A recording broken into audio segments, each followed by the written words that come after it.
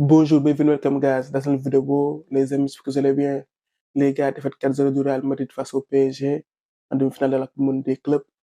Si on s'intéresse à l'aspect purement sportif, c'est une défaite logique. On a deux équipes qui sont dans des dynamiques différentes. Le PSG de Luis Enrique est une équipe construite depuis 2 saisons, championne d'Europe en titre.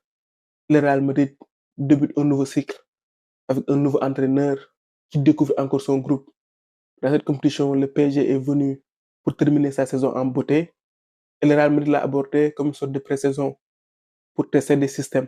Cela dit, on ne crache jamais sur un titre. Remporter un trophée fait toujours plaisir. Si on se penche à l'aspect extra-sportif, ce match avait une saveur particulière pour les supporters parisiens. Le cas Mbappé. Le club avait tout misé sur lui avait offert tout l'or du monde, mais il a finalement décidé de quitter le club pour remporter la Ligue des Champions. Ironie de l'histoire, le PSG a remporté sa première Ligue des Champions sans lui. Et le Real Madrid n'est plus à son meilleur niveau depuis son arrivée. C'était une sorte de revanche pour le PSG, au moins de valider leur très belle saison et d'assumer leur nouveau statut. Battre le plus grand club de l'histoire, le Real Madrid, ça fait toujours plaisir. C'est une expérience inédite pour le PSG, remporter la Ligue des Champions et battre les meilleures équipes d'Europe. Être considéré comme la meilleure équipe, ça fait plaisir. Les Parisiens, je vous laisse kiffer. On va s'intéresser maintenant au match. Xabi Alonso a opté pour un 4-3-3. En regardant la rencontre, j'ai vu le Real de la saison dernière. Les recrues n'ont pas joué pour diverses raisons. Hussein suspendu et Trent blessé. Valverde a dépanné au poste d'arrière droit. Xabi Alonso, pour jouer en 4-4-2 ou en 3-5-2, aurait pu mettre Lucas Vasquez, mais ce dernier est en naissance de départ. S'il l'avait aligné, il ne pourrait pas tirer d'enseignement pour le futur. Le choix de jouer avec 3 attaquants a été aussi dicté par la volonté d'intégrer Kylian Mbappé dans le 11 de départ. C'était sa première titularisation dans ce tournoi. Excepté le premier match face à Al Hilal, durant ce tournoi, le Real a toujours joué à deux, avec Gonzalo et Vini. Xabi Alonso n'a pas voulu mettre sur le banc son attaquant le plus en forme, Gonzalo Garcia, et il ne voulait pas non plus frustrer ses deux stars, Vinicius et Mbappé. En début de match, on a vu un Vini à droite et un Mbappé à gauche. Le positionnement est même problématique. On sait que tous que Vini est meilleur à gauche et que Mbappé ne peut plus jouer sur un côté, il n'a plus son coup de rein. Avec Ancelotti, on avait déjà compris qu'on ne pouvait pas jouer à 3 devant avec Vini et Mbappé sur le terrain.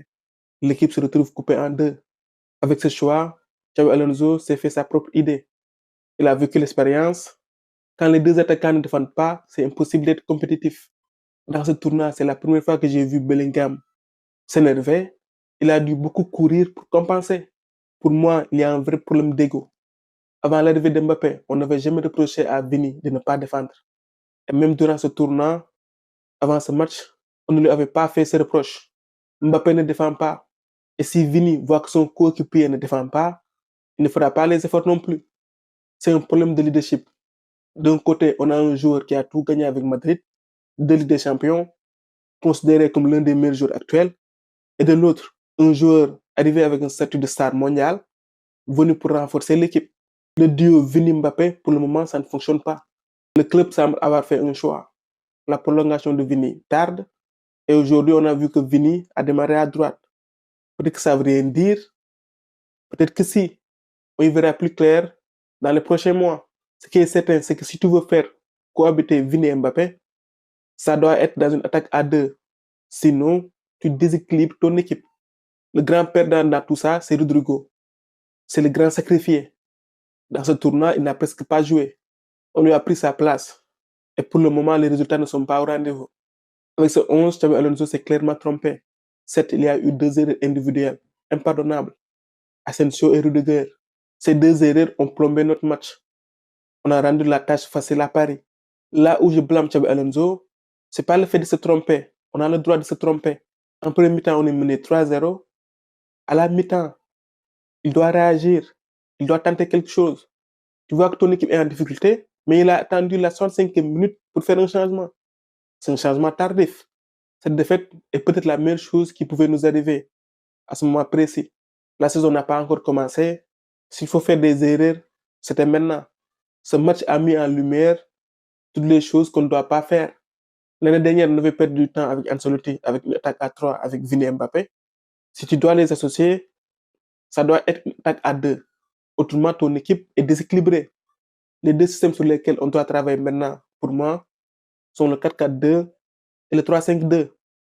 Avec ces deux systèmes, l'équipe est équilibrée. Le point positif qu'on peut retirer de ce match, ce sont les retours de Carvajal et Militao. J'ai vraiment hâte de voir ce que Xabi Alonso va proposer avec son effectif au complet. C'est à ce moment-là qu'il va faire de vrais choix. Une défaite est toujours amère, mais la Coupe du Monde des clubs a permis à Xabi Alonso d'expérimenter des choses, d'expérimenter des systèmes. Il sort de cette compétition avec des certitudes. Pour l'avenir, je ne me fais pas de soucis.